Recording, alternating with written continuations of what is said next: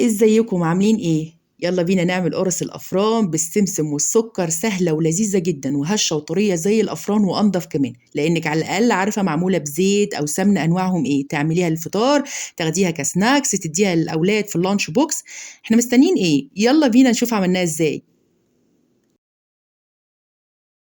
نيجي اول حاجه المكونات. عندي 6 كوبايات من الدقيق متعدد الاغراض ومنخول. بعد كده هنزل بمعلقتين كبار من السكر ورشه من الملح ونقلب.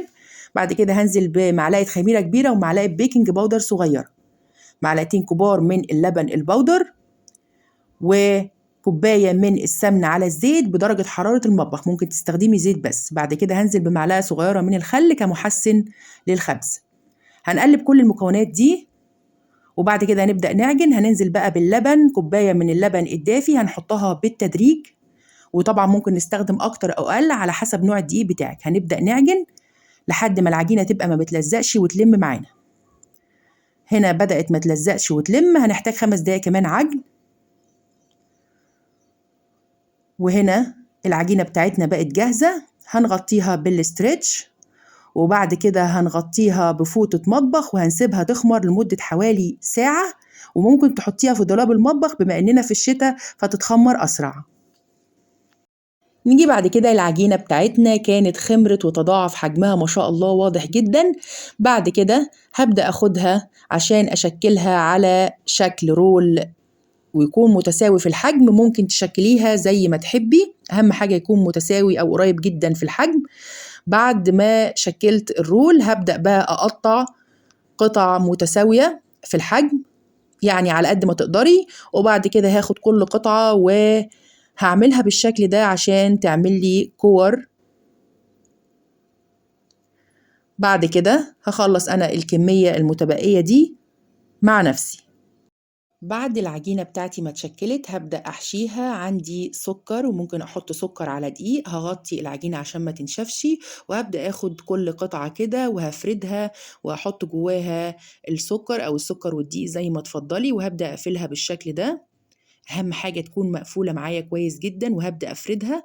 طبعا أنا عايزاها مفرودة وتكون كمان سمكها يعني مش تخين ومش رفيع، متوسط في السمك. بعد كده هعمل واحدة تانية وهقفلها برضو بنفس الشكل، وتأكد إن العجينة مقفولة كويس جدا وفرداها. بعد كده هخلص أنا بقى باقي الكمية المتبقية مع نفسي. بعد كده للوش عندي حليب وهحط فيه حوالي نص كوباية من السكر، ممكن بدل الحليب نستخدم مية. وهبدأ برضو أفرد في القرصة بالشكل ده، عايزاها مفرودة كده تكون متوسطة، مش تخينة جدا ومش رفيعة. وبعد كده هغمسها في السمسم، طبعا أفرد برضو وبعد كده أحطها في الحليب وبعدين في السمسم. هعمل كل القرص اللي عندي بالشكل ده لحد ما أخلص الكمية اللي باقية.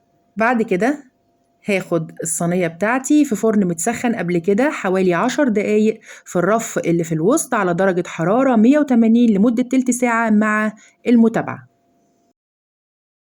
بعد ما القرص بتاعتي استوت وطلعناها من الفرن هبدأ أرش كده عليها نقط بسيطة جدا من المية بفرشة، طبعا مية فترة من الحنفية عادية جدا، وهغطي عليها بعد كده بفوطة مطبخ عشان تفضل طرية.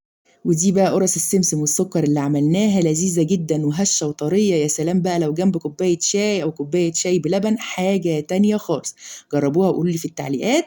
أنا سوزان محمد، للي لسه أول مرة يشوفني ياريت تشتركوا في قناتي على اليوتيوب وتفعلوا زر الجرس عشان يوصلكم كل جديد، ولايك وشير، والسلام عليكم.